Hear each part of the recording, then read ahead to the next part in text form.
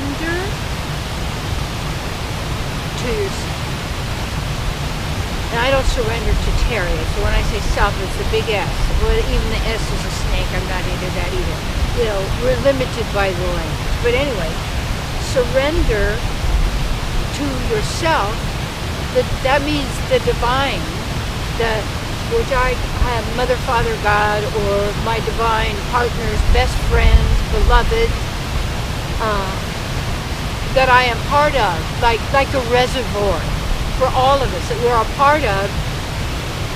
So therefore we can, as much of that divine that we allow to express through us, can express through us.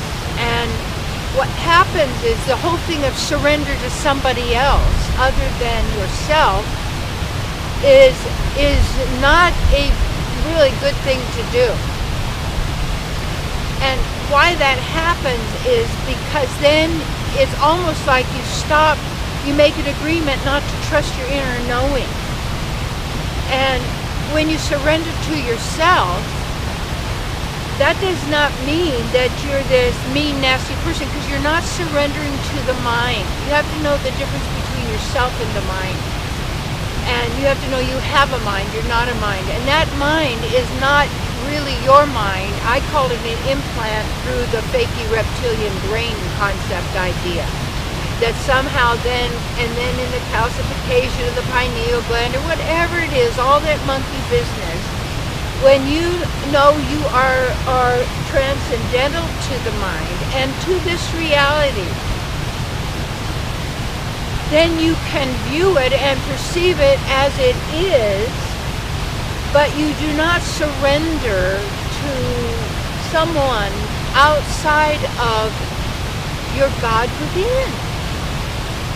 And that whole thing of power over and powerless is the dominator and the dominated. And that tends to be in every aspect is this dominator-domination or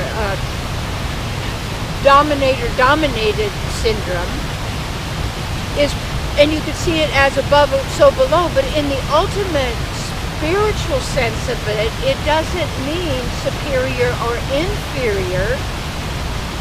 It means that there's the lover and the beloved. But because the lover and the beloved are both so involved in the outflow of the love, the caring, the you know, that knowing, that beingness, that it's so much a part of you, because it's you living in harmony, conscious with yourself. And I remember, you know, I had a few different marriages and all this stuff, and it was like realizing that, and one was like the last one. Well, I've never been a really surrendered wife. I'll try that one. That didn't work for me either, I'll tell you. But I mean, everything had benefits. I'm not knocking any of it. I'm grateful for all of it. But anyway, I don't have to do it again. Or you know, and you can do it again if you want, but you can choose. Instead of doing things again over and over repetitively, live in the consciousness of infinite variety. And that comes when we are surrendered to the divine, to the self. And then when you actually really do, you have no fear or worries anymore. One day when I was meditating and I just revealed to me, my beloved, you know, something about yourself, and I just got immediately, I'm the one who does it all for you. And I went, yes. But see, that's kept out of all the studies and all of this to keep us, but obviously we want to be doing that, to keep ourselves in this state of not accepting responsibility, you might say it, for our manifestations. Because then we can always blame someone else, or you surrendered to, you know, they were supposed to do this for you and they didn't. And we need to get there. No, it's not about other people going to do it for us. We have the power.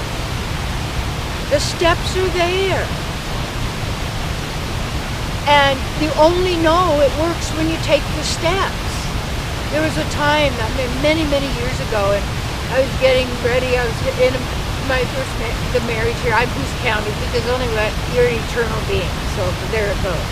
But I was so afraid. This one day I was lying down on my sofa, and my body was paralyzed. I was terrified. What am I going to do? How am I going to take care of my daughters? You know how am I going to live out there? Because survival. See, survival is so planted in your mind. You don't need survival. The body needs survival. These mind thought demons need survival because remember, the controllers are the controlled, and they can only exist in this controlled reality, or else they don't exist. So that has to keep that then in your consciousness, in your mind, by your surrender to everybody and everything outside self, whether it's a product, it's a belief system, it's a group, it's a celebrity, it's a mate, it's a boss, it's a this, it's a that, or anyone. You have to trust yourself. You can get knowledge, obviously, and you get the knowledge of what you desire within your heart. And why not desire the topmost knowledge possible would be, and the knowledge and knowing of who you really are and what's possible for you eternally beyond this realm of birth, death, war, pain, suffering, that we've agreed to it.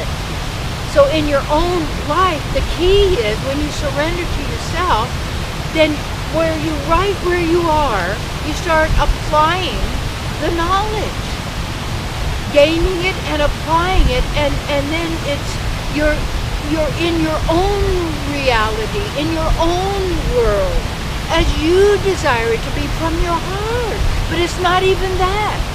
You don't even have to have desire. It's so much a part of you and the beloved that you're with the beloved.